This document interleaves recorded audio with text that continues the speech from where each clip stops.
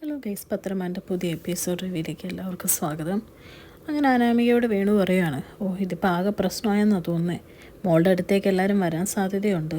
അപ്പോൾ അനാമികയ്ക്ക് എന്തിനാണ് എൻ്റെ അടുത്തോട്ട് വരുന്നത്? അല്ല, ദേവയാനിക്ക് കരൾ വേണമെന്നല്ലേ പറഞ്ഞേക്കുന്നേ. അപ്പോൾ മോളുടെ അതേ ബ്ലഡ് ഗ്രൂപ്പ് ആയതുകൊണ്ട് കൊടുക്കേണ്ട വരുമായിരിക്കും എന്ന് പറയുകയാണ്. അപ്പോഴേക്കും രേവതി പറയാം, ഒരുത്തവളുടെ ഗർഭം കലക്കാൻ വേണ്ടി പോയതാ. ഇപ്പോൾ എന്തൊക്കെ ടെൻഷൻ അനുഭവിച്ചാലോ. അനാമിക പറയുന്നുണ്ട്, എൻ്റെ ബ്ലഡ് ഗ്രൂപ്പ് അല്ലെങ്കിൽ സഹതാപം അനുഭവിച്ച് അവിടെ പോയി നിന്നാൽ മതിയാണ്. ഇതിപ്പോൾ എന്തൊക്കെ കാണിച്ചാലോ, എന്നെ കൊണ്ടൊന്നും പറ്റുകയില്ല, ഞാൻ എന്തായാലും ബ്ലഡ് കൊടുക്കുകയില്ല എന്ന് തന്നെ തറപ്പിച്ച് പറയുവാണ് കേട്ടോ. അതേ സമയത്ത് സീനിയർ ഡോക്ടർ വന്നിട്ട് നയനേനെ ചെക്കപ്പൊക്കെ നടത്തുവാണ്.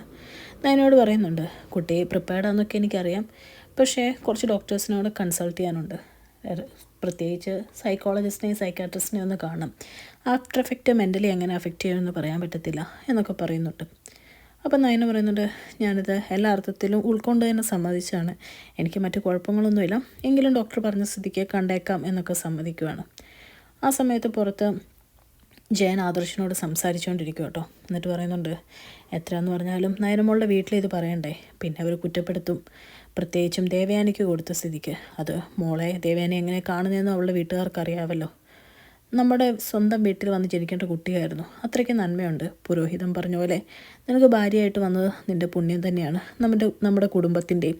ഇതൊക്കെ കേൾക്കുമ്പോൾ ആദർശ് പറയാണ്, അതൊക്കെ ശരിയാണ്, പക്ഷേ അമ്മ ഇതെന്തെങ്കിലും മനസ്സിലാക്കുമോ എന്നൊക്കെ ചോദിക്കുമ്പം ആദർശിനെ ആശ്വസിപ്പിക്കുവാണ് കേട്ടോ ജയൻ. എന്നിട്ട് പറയുന്നുണ്ട്, മലയ്ക്ക് പോയി കഴിഞ്ഞ് വരുമ്പോൾ അച്ഛൻ പറഞ്ഞ പോലെ മാറ്റങ്ങളുണ്ടാവുമെന്ന് ഞാനും പ്രതീക്ഷിക്കുന്നത് എന്ന് പറയുവാണ്. അങ്ങനെ ഇവർ സംസാരിച്ചുകൊണ്ടിരിക്കുമ്പോൾ നയന അങ്ങ് വരും കേട്ടോ. എന്നിട്ട് നയന പറയുന്നുണ്ട്, ഇപ്പോൾ എന്തായാലും വീട്ടിൽ പറയണ്ട, പ്രത്യേകിച്ച് എൻ്റെ അച്ഛൻ ഒട്ടും അറിയണ്ട. അമ്മയോട് പറയാൻ വേണമെങ്കിൽ, പക്ഷേ എല്ലാം സർജറി കഴിഞ്ഞു മതി, ആരെയും അറിയിക്കേണ്ടല്ലോ എന്നിങ്ങനെ പറയുമോ കേട്ടോ. അപ്പോൾ ആദർശിനോട് പറയുന്നുണ്ട്, ആദർശ് ചേട്ടനും അച്ഛനും വേണമെങ്കിൽ വീട്ടിൽ പോയി ഒന്ന് വിശ്രമിച്ച് ഡ്രസ്സൊക്കെ മാറിയിട്ട് വന്നോളാം പറയുമ്പോൾ ആദർശ് പറയുന്നുണ്ട്, അതൊന്നും വേണ്ട, ഞാൻ എന്തായാലും പോയി സാധനങ്ങളൊക്കെ എടുത്തിട്ട് വരാം എന്ന് പറഞ്ഞ് വീട്ടിലോട്ട് പോകട്ടോ. അപ്പം ജയൻ പറയുന്നുണ്ട്, അച്ഛനോടും അമ്മയോടും ഒന്നും പറയണ്ട എന്ന് പറയുമ്പോൾ ആദർശ് അതൊക്കെ സമ്മതിക്കുന്നുണ്ട്. ചെല്ലുമ്പോൾ തന്നെ മുത്തശ്ശനും മുത്തശ്ശിയും ചോദിക്കുന്നുണ്ട് ദേവയാനിക്ക് എങ്ങനെയുണ്ടെന്ന്. അപ്പോൾ ആദർശ് പറയാണ്, കുഴപ്പമില്ല എന്ന് പറയുമ്പോഴേക്കും മുത്തശ്ശൻ പറയുന്നുണ്ട്, മോനെ ആ ഹോസ്പിറ്റലിൽ എനിക്കുള്ള പരിചയം നീ ജനിക്കുന്നതിന് മുമ്പുള്ള പരിചയമാണ്, അതുകൊണ്ട് കള്ളം പറയണ്ടെന്ന് പറയുമ്പോഴേക്കും ആദർശ് പറയുകയാണ്, അമ്മയ്ക്ക് ഇച്ചിരി ക്രിട്ടിക്കലാ, ലിവർ ട്രാൻസ്പ്ലാന്റ് ചെയ്യണം എന്നിങ്ങനെ പറയും കേട്ടോ. ഇത് കേൾക്കുമ്പോഴേക്കും മുത്തശ്ശിക്ക് ആകെ വിഷമമാകുവാണ്. അപ്പോൾ മുത്തശ്ശൻ പറയുന്നുണ്ട്, മുത്തശ്ശിയുടെ മനസ്സിന് കട്ടിയില്ല എന്ന് വെച്ച് അസുഖം ഉണ്ടെങ്കിലും എൻ്റെ മനസ്സിന് കട്ടിക്കും ധൈര്യത്തിനും ഒരു കുറവുമില്ല, എന്തുണ്ടെങ്കിലും പറയണം. ഡോണറിനെ കിട്ടിയോ എന്ന് ചോദിക്കുമ്പോഴേക്കും ആദർശ് പറയുന്നുണ്ട്, ഒരാൾ സമ്മതിച്ചിട്ടുണ്ടെന്ന് പറയുമ്പോഴത്തേക്കും മുത്തശ്ശൻ പറയുക, കഴിഞ്ഞ തവണ നയനമോളുള്ളതുകൊണ്ട് ബ്ലഡ് കിട്ടി, ഇത്തവണ ദൈവം അനുഗ്രഹിച്ചിട്ടാണ് ഒരു ഡോണറെ കിട്ടി, അല്ലെങ്കിൽ മോൻ അറിയാമല്ലോ എന്താ ഡോണറിന് വേണ്ടതെന്ന് വെച്ചാൽ കൊടുത്തേക്കണം എന്നൊക്കെ പറയുക കേട്ടോ മുത്തശ്ശൻ. അപ്പോഴേക്കും ആദർശ് പറയുന്നുണ്ട്, അങ്ങനെയൊന്നും ആഗ്രഹിച്ച് വന്ന ഡോണറല്ല എന്നൊരു മുത്തശ്ശൻ പറയുന്നുണ്ട്, പൊതുവെ അവയവദാനം ചെയ്യുന്നവരൊക്കെ അങ്ങനെയായിരിക്കും, കാശ് മോഹിച്ച് വന്നവരൊന്നും ആയിരിക്കില്ല, എങ്കിലും നമ്മുടെ ഭാഗത്തുനിന്ന് ചെയ്യാനുള്ളതൊക്കെ ചെയ്യണം എന്ന് പറയുവാണ്. അത് കഴിഞ്ഞ് തിരിച്ചു വരുന്ന ആദർശ് ഡോക്ടറെ കണ്ട് സംസാരിക്കുവാണ് കേട്ടോ.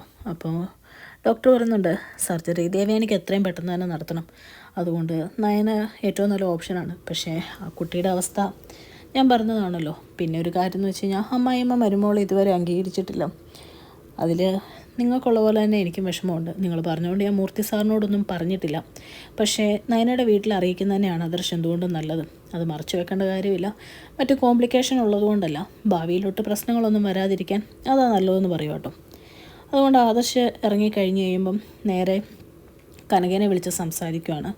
എന്നിട്ട് പറയുന്നുണ്ട്, അമ്മേ എൻ്റെ അമ്മയ്ക്ക് വയ്യ, ഓപ്പറേഷൻ വേണം എന്നാണ് പറയുന്നത്, അമ്മയും അച്ഛനും കൂടെ സമയം കിട്ടുവാണെങ്കിൽ ഹോസ്പിറ്റലിലോട്ടൊന്ന് വരുമോ എന്ന് ചോദിക്കുവാണ്. ആ സമയത്ത് കനകയും നന്ദുവും വെളി ഷോപ്പിങ്ങിന് പോയതാണ്. അപ്പോൾ കനക നന്ദുവിനോട് പറയുകയാണ്, മോനെ എന്ത് പറ്റിയെന്ന് അറിയത്തില്ല, നയനമോളെ വിളിച്ചിട്ട് എടുക്കുന്നുമില്ല, തീരെ വയ്യ ദേവയാനിക്കെന്നാണ് പറഞ്ഞത്. ആദർശിൻ്റെ ഒച്ചയിലൊക്കെ ഒരു ഇടർച്ച ഉണ്ടായിരുന്നു. എന്നോടും അച്ഛനോടും കൂടെ അങ്ങ് ചെല്ലാനാണ് പറഞ്ഞത്. എന്തായാലും ഞങ്ങളൊന്ന് പോയിട്ട് വരാം, ഈ പൊതുവേ തീരെ വയ്യാണ്ട് മരിക്കാൻ കിടക്കുന്ന ആൾക്കാരെ അവസാനമായിട്ടൊന്ന് കയറി കണ്ടോ എന്ന് പറയുന്ന രീതിയിലെങ്ങാണ്ട് മോൻ്റെ സംസാരം കേട്ടപ്പോൾ എനിക്ക് തോന്നി, മോൾ എന്തായാലും പെട്ടെന്ന് വിട്, നമുക്ക് വീട്ടിൽ പോകാം എന്ന് പറയും കേട്ടോ. അങ്ങനെ പെട്ടെന്ന് ഗോവിന്ദനും കനകയും കൂടെ ഹോസ്പിറ്റലിൽ എത്തുവാണ്. എത്തിക്കഴിയുമ്പോഴത്തേക്കും ഗോവിന്ദനെ കാണുമ്പോഴേ രാവിലെ നയന പറഞ്ഞ കാര്യം ഓർക്കുവാണ് കേട്ടോ. അച്ഛനോട് എന്തായാലും ഇപ്പോൾ ട്രാൻസ്പ്ലാന്റേഷൻ്റെ കാര്യം പറയണ്ട എന്ന് പറഞ്ഞത്, നയന ഡോണർന്ന് പറഞ്ഞ കാര്യവും പെട്ടെന്ന് ആദർശ് ഓർക്കുവാണ്. അപ്പോഴത്തേക്കും ആദർശ് പറയാണ്, അല്ല ലിവർ ട്രാൻസ്പ്ലാന്റ് ചെയ്യണമെന്നാണ് പറയുന്നത്, അതുകൊണ്ട് എന്നിങ്ങനെ പറയുമ്പോഴേക്കും കനക ചോദിക്കുന്നുണ്ട്, അയ്യോ നയനമോൾ എന്തേ ഇവിടെ ഇല്ലേ, ഞാനവളെ വിളിച്ചിട്ട് കിട്ടുന്നില്ലായിരുന്നു എന്ന് പറയും. ആദർശ് പറയുന്നുണ്ട്, ഉണ്ട്, അവൾ ഫോൺ എടുത്തിട്ടില്ല, ഇവിടെ എവിടെയോ ഉണ്ട് എന്ന് പറയുക കേട്ടോ. അപ്പോഴത്തേക്കും ഗോവിന്ദൻ പറയാ, മോൻ്റെ അമ്മേനെ ഒന്ന് കയറി കാണാൻ പറ്റുമോ എന്ന് ചോദിക്കുമ്പോഴത്തേക്കും ആദർശ് പറയുന്നുണ്ട്, കയറി കാണുന്നേ കുഴപ്പമില്ല, നയനയുടെ അച്ഛനും അമ്മയും ആയതുകൊണ്ട് എങ്ങനെ പെരുമാറുമെന്ന് എനിക്ക് പറയാൻ പറ്റില്ല. അതുമാത്രമല്ല, അവൾ ആ ബ്ലഡ് കൊടുത്തേക്കുന്നതെന്ന് അമ്മ ഇതുവരെ അറിഞ്ഞിട്ടില്ല, അറിഞ്ഞ അമ്മ ബ്ലഡ് പോലും സ്വീകരിക്കില്ല എന്ന് പറയുവാണ്. ഇത് കേൾക്കുമ്പോൾ ഗോവിന്ദനും കനകയ്ക്കും വിഷമം വരുന്നുണ്ട്. എങ്കിലും അവർ പറയുന്നുണ്ട്, സാരമില്ല മോനെ, അമ്മേനെ ഒന്ന് കയറി കാണാം, കഴിഞ്ഞ തവണ വന്നപ്പോഴോ കാണാൻ പറ്റിയില്ല എന്ന് പറയുമ്പോൾ ആദർശ് പറയാണ്, കുഴപ്പമില്ല അച്ഛാ എന്ന് പറഞ്ഞ് നേരെ കൂട്ടിക്കൊണ്ട് പോവാണ് കേട്ടോ ICUലോട്ട്. അങ്ങനെ ഇവർ രണ്ടും ICUയുടെ അകത്തോട്ട് കയറുമ്പോൾ തന്നെ ദേവയാനിക്ക് തീരെ ഇഷ്ടപ്പെടുന്നില്ല. ദേവയാനി ഇവരെ കണ്ടപാടെ പറയുന്നുണ്ട്, ഓ നിങ്ങളെ എന്തിനാ ഇങ്ങോട്ട് കയറ്റി വിട്ടെ, എൻ്റെ ഈ കിടപ്പ് കണ്ട് ആസ്വദിക്കാൻ വേണ്ടി വന്നതായിരിക്കും അല്ലേ, നിങ്ങളുടെ മകളെ എനിക്ക് കാണരുതെന്ന് പറഞ്ഞുകൊണ്ട് അവളെ ഇങ്ങനെ കയറ്റി വിട്ടിട്ടില്ല, അവളെ ഇനി കണി കണ്ടും കൂടെ ഉണരേണ്ട വന്നു കഴിഞ്ഞാലത്തെ എൻ്റെ അവസ്ഥയെപ്പറ്റി പറയേണ്ട കാര്യമുണ്ടോ എന്നിങ്ങനെ പറയണം. ഇതൊക്കെ കേൾക്കുമ്പോൾ ഗോവിന്ദൻ പറയുന്നുണ്ട്, എന്താ ചേച്ചി ഇങ്ങനെ പറയുന്നേ എന്ന് പറയുമ്പോഴത്തേക്കും ദേവേനി പറയാണ്, അവളെ ജനിപ്പിച്ച അച്ഛനോടും അമ്മയോടും എനിക്ക് അവളെക്കാളും ദേഷ്യമാണ് എന്ന് പറയും. ഇതൊക്കെ കേട്ടിട്ട് കനകയൊന്നും മിണ്ടുന്നില്ല കേട്ടോ. കനക ഇങ്ങനെ മിണ്ടാതെ തന്നെ നിൽക്കുവാണ്. ഈ രോഗാവസ്ഥ കിടക്കുന്ന ആളോട് എന്ത് പറയാമെന്നുള്ള രീതിയിൽ. അത് കഴിയുമ്പോഴേക്കും ഗോവിന്ദനോട് പറയുന്നുണ്ട്, എങ്ങനെയും ഞാനൊന്ന് എഴുന്നേറ്റ് വന്നു കഴിഞ്ഞാൽ തിരിച്ച് ഞാൻ അവളെ ഇവിടുന്ന് പുറത്താക്കും. അപ്പോൾ ഇത് കഴിയുമ്പോഴേക്കും ഗോവിന്ദനോട് ചോദിക്കുന്നുണ്ട്, അല്ല നിങ്ങളിപ്പോൾ എന്തിനാണ് വന്നേ, വലിയൊരു സർജറി നടക്കാൻ പോവുകയാണല്ലോ, അപ്പോൾ അതിലെനിക്ക് എന്തെങ്കിലും പറ്റിക്കഴിഞ്ഞ് കഴിഞ്ഞാൽ ഞാൻ തട്ടിപ്പോകുന്നതിന് മുമ്പുള്ള ജീവനോടെയുള്ള ദേവയാനിനെ ഒന്ന് കണ്ടു സംസാരിച്ചു എന്ന് ബോധിപ്പിക്കാൻ വേണ്ടി വന്നതായിരിക്കും അല്ലേ എന്ന് ചോദിക്കുവാണ് കേട്ടോ. ഇങ്ങനെയുള്ള ഓരോ ചോദ്യങ്ങൾ കേൾക്കുമ്പോഴത്തേക്കും ഒന്നും മിണ്ടാതെ നിൽക്കുവാണ് കേട്ടോ ദേവയാനിയും നമ്മുടെ ഗോവിന്ദനും കനകയും. അവരെ കാണിച്ചുകൊണ്ടാണ് കേട്ടോ ഇന്നത്തെ എപ്പിസോഡ് അവസാനിക്കുന്നത്. ചാനൽ ഇഷ്ടപ്പെട്ടാൽ ലൈക്ക് ചെയ്യാനും സബ്സ്ക്രൈബ് ചെയ്യാനും കമൻറ്റ് ചെയ്യാനും മറക്കരുത്. താങ്ക്